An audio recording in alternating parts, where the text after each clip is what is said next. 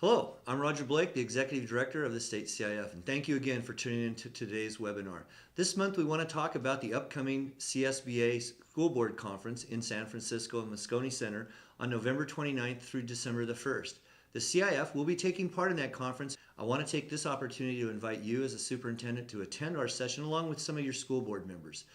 Our session is called High School Governance and the Role of the School Board Member. What we want to do to emphasize the role of the board member with the athletic program. We know it's always great when we have a school board member that's actively involved with the athletic programs in our school districts.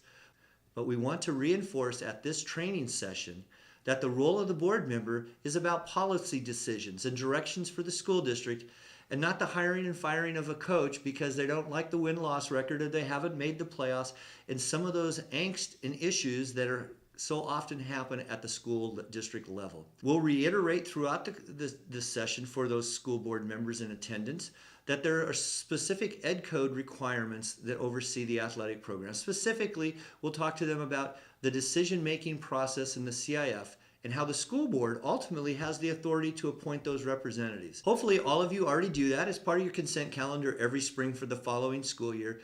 Your appointments of who represents your high schools at your local sections. Most often, it's your high school principal and athletic director. They're the two voting members.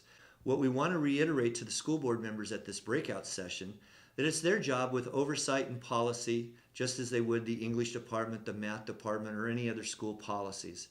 But so often athletics become such an emotional issue, and the community gets so involved that often school board members will interject themselves in situations and issues that shouldn't be under their purview.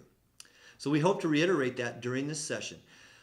Well, other issues of importance that we'll be talking about and covering during these sessions will be the health and safety of student athletes and policies that we hope all schools have put in place, and if they haven't yet, we'll offer some suggestions on concussion care, first aid requirements, and CPR. We'll also talk during our breakout session in regards to another highly volatile local situation, and that would be Title IX.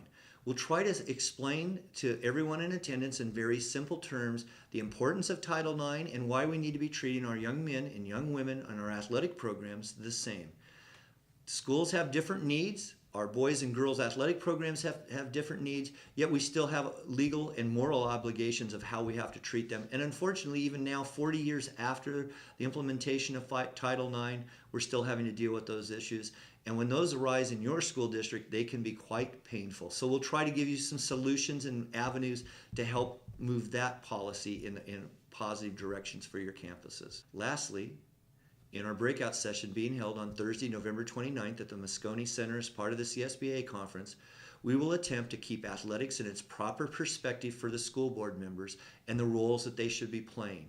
We will highlight some positive and important issues taking place across the state in athletics, but we will attempt to keep the board members on task what their role is in helping guide the district athletic program.